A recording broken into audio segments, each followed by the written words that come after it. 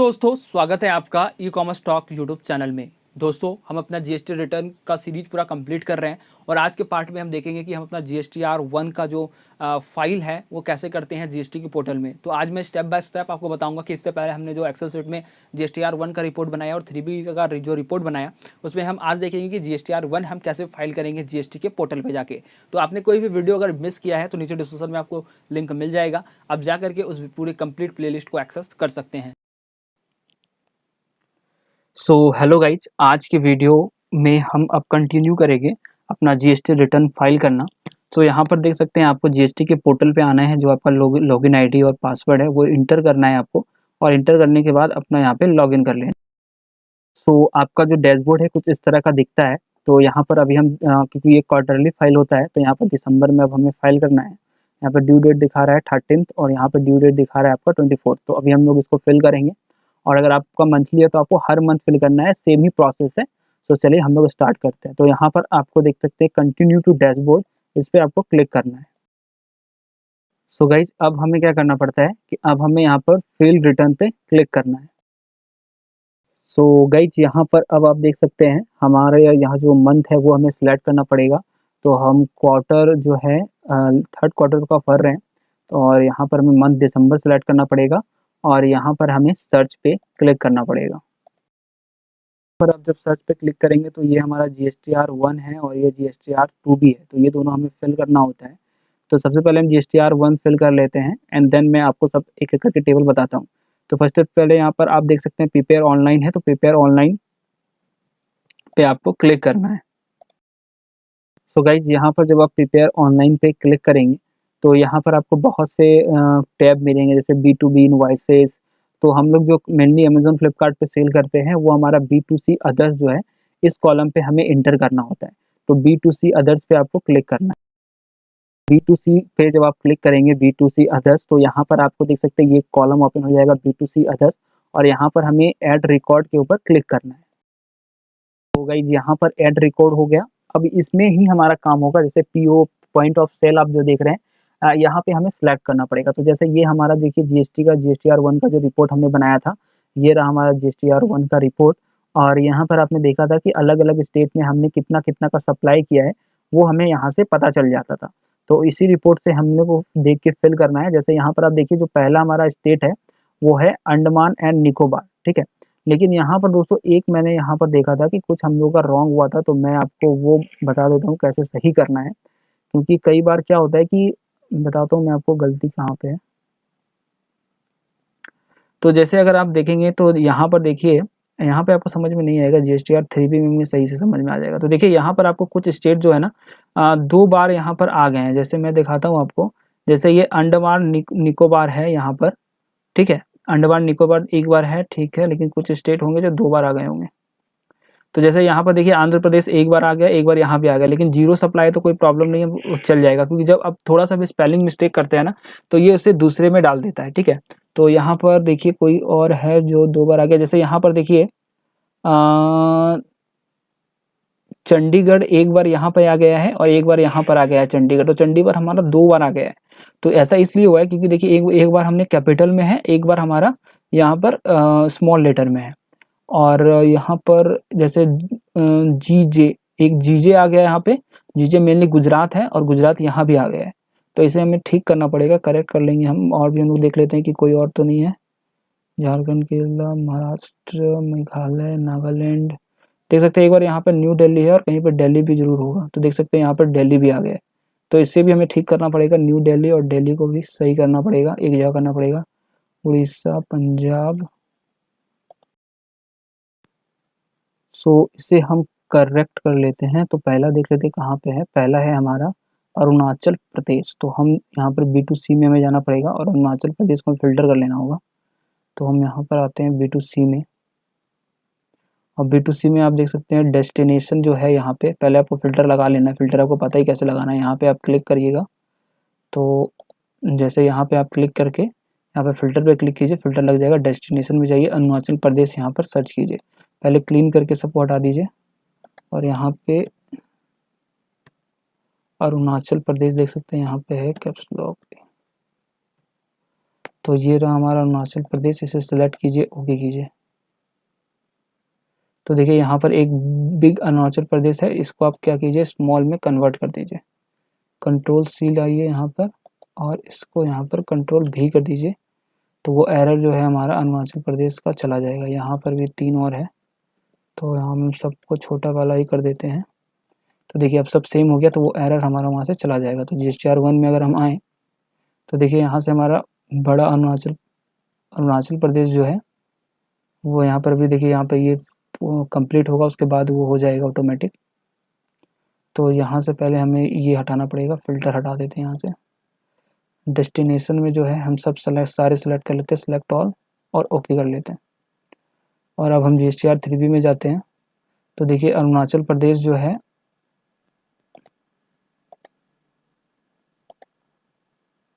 अरुणाचल प्रदेश देख सकते हैं एक बार हो गया है हमारा, ठीक है। अरुणाचल प्रदेश, आंध्र प्रदेश, ये आपका आंध्र प्रदेश है, अरुणाचल प्रदेश हमारा एक बार हो गया है। तो इसे हम सही कर लेते हैं। तो फ्रेंड्स अभी हम इसी तरह आपको ठीक करना है, जैसे दिल्ली में प्रॉब्लम था आपने देखा था, तो यहाँ पर दिल्ली सर्च कर लेते हैं। तो जैसे 2 आ रहा है, न्यू दिल्ली और दिल्ली, तो आपको जो रखना है दोनों को पहले सिलेक्ट करना होगा। ऊपर में देख लीजिए जो है, जैसे हम इसको सिंपली दिल्ली कर देते हैं। तो कंट्रोल सी कीजिए, यहाँ पर कंट्रोल भी कर लीजिए, क्योंकि कभी कभी कोई मार्केट प्लेस दिल्ली कोई लेता है और कोई न्यू दिल्ली लेता है, तो प्रॉब्लम हो जाता है। तो यहाँ पर हम सब में दिल्ली कर देते हैं, क्योंकि न्यू दिल्ली दिल्ली एक ही है।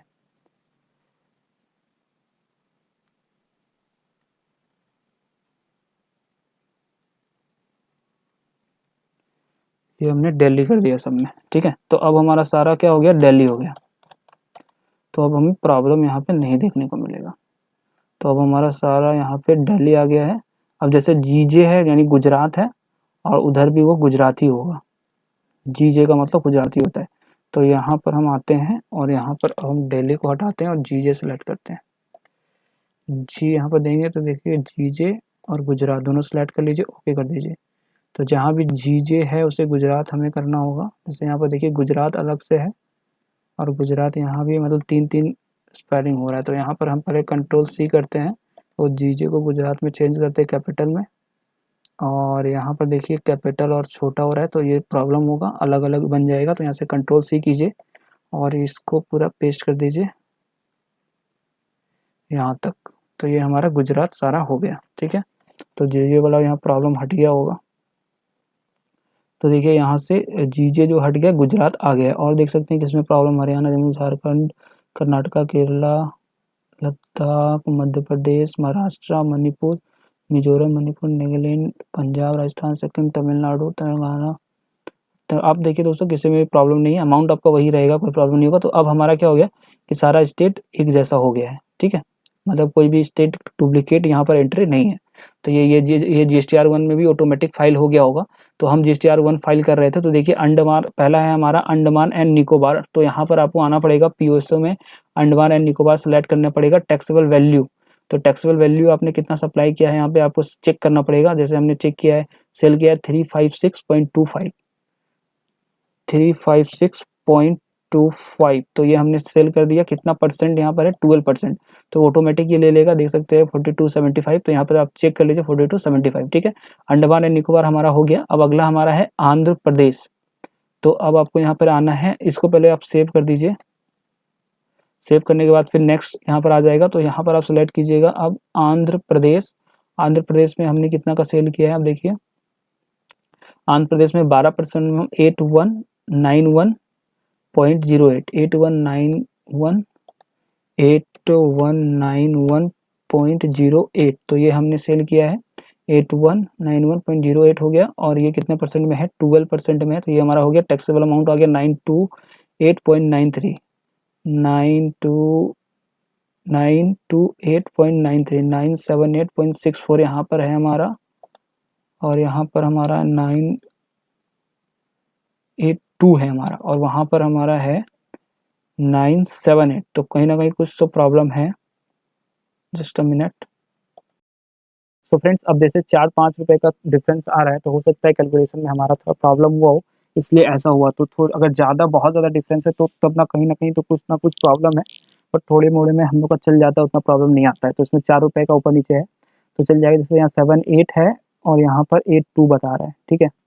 तो नेक्स्ट हम लेते हैं, नेक्स्ट है अरुणाचल प्रदेश। तो इसे सिंपली सेव कर देते हैं। जैसे आंध्र प्रदेश में हम एक बार चेक कर लेते हैं। हमने आंध्र प्रदेश 12%, 8191 अमाउंट ठीक डाला हमने, 8191 ठीक है, 8191.08 ठीक डाला हमने, यहाँ 12%। अब इसे सेव कर देते हैं। सो नेक्स्ट जो है वो है अरुणाचल प्रदेश। आंध्र प्रदेश हमारा हो गया है और अब जैसे होते जाए तो हम यहाँ पर एक काम कर सकते हैं अपनी सुविधा के लिए, इसे हम लोग कलर कर सकते हैं तो हमें ज़्यादा इजी रहेगा। तो हम इसे सिंपली पेंट करते जाते हैं ताकि हमें पता चल जाए कि ये हमने कर लिया है। नेक्स्ट है अरुणाचल प्रदेश। अरुणाचल प्रदेश में जैसे हमने 5% में सेल किया 380 रुपये का, तो आपको यहाँ पर आना है, अब सेलेक्ट करना है अरुणाचल प्रदेश। हमने 380 रुपये का सेल किया है 5% में, तो यहाँ आपको 5% देना है। देख सकते हो 19 रुपये आ गया है और यहाँ हम देख लेते हैं हमारा कितना है, हमारा भी 19 रुपये, तो सही है। इसे हम लोग कर देते हैं सेव। नेक्स्ट आइए, नेक्स्ट जो है अरुणाचल प्रदेश में हमने 12% में सेल किया है 2286.7। फिर से हमें अरुणाचल प्रदेश जो है वो सिलेक्ट करना पड़ेगा। आपको एक ही में नहीं करना है, अरुणाचल प्रदेश यहाँ सिलेक्ट कीजिए। यहाँ पर आपका अमाउंट देखिए कितना था, अरुणाचल प्रदेश 2286, तो हम यहाँ करेंगे 2286.6 था। अब इस बार हमारा है 12% वाला और 274 रुपये इसका टैक्स है। तो देख लेते हैं यहाँ पे कितना है, 270 रुपये यहाँ पे बता रहा है और वहाँ पे ज़्यादा बता रहा है। तो कुछ ना कुछ प्रॉब्लम है, इसीलिए 4 रुपये ज़्यादा बता रहा है सब में, 274 रुपये यहाँ पे बता रहा है। चलिए ठीक है, इसे हम लोग कर देते हैं यहाँ पे सेव। इसके बाद दोस्तों इसी तरह आपको सारा जितना भी आप देख रहे हैं सारा एंट्री करना पड़ेगा। मैंने जस्ट एग्जांपल आपको बता दिया, तो सारा को आप इसी तरह एंट्री कर दीजिए। मैं सबको एंट्री करता हूँ, उसके बाद फिर हम लोग कंटिन्यू करते हैं। सो फ्रेंड्स यहाँ पर देख सकते हैं हमने सारे एंट्री कर दिए है। ये हमारी लास्ट एंट्री है। सो ये आपका 5% में है, तो यहाँ पर हम इसे कर देते हैं सेव। सेव करने के बाद आपको सिंपली बैक करना है और यहाँ पर आपकी सारी एंट्री शो कर जाएगी। अपनी जितनी भी एंट्री की आप मैच कर सकते हैं। तो टोटल हमारी सारी एंट्री देख सकते हैं यहाँ पर हो गई है। सो सिंपली अब हमें यहाँ पे बैक करना है। सो बैक करने के बाद देख सकते हैं यहाँ पर B2C में एंट्री आपकी टोटल 49 दिखा रही है और हमारा ये एक GSTR1 का हमारा ये जो रिपोर्ट था GSTR1 ये हमने सबमिट कर दिया है, ठीक है। इसके बाद हमें जो हमने B2B सेल किया है इसकी भी हमें एंट्री करनी पड़ेगी। तो B2B सेल जो ये जितना सारे हमने B2B सेल किया है इसकी अब हम एंट्री यहाँ पर आप फिल करेंगे। तो B2B जो सेल होते हैं वो देख सकते हैं यहाँ पे B2B इनवॉइसेस, इसमें आपको क्लिक करना है। सो B2B इनवॉइसेस जो भी होंगे हमने सेल किए हैं B2B इनवॉइसेस में हमें फिल करना पड़ेगा, तभी जिस बायर को क्रेडिट नोट जो है वो शो करेगा। तो ये बहुत इंपॉर्टेंट है। तो B2B इनवॉइस अब हम फिल करते हैं। सेम है, आपको एड रिकॉर्ड पे क्लिक करना है। सो एड रिकॉर्ड पे जब आप क्लिक करते हो तो यहाँ पर आपको देख सकते हैं यहाँ पर आएगा, ये सारे कॉलम आपको मिल जाते हैं।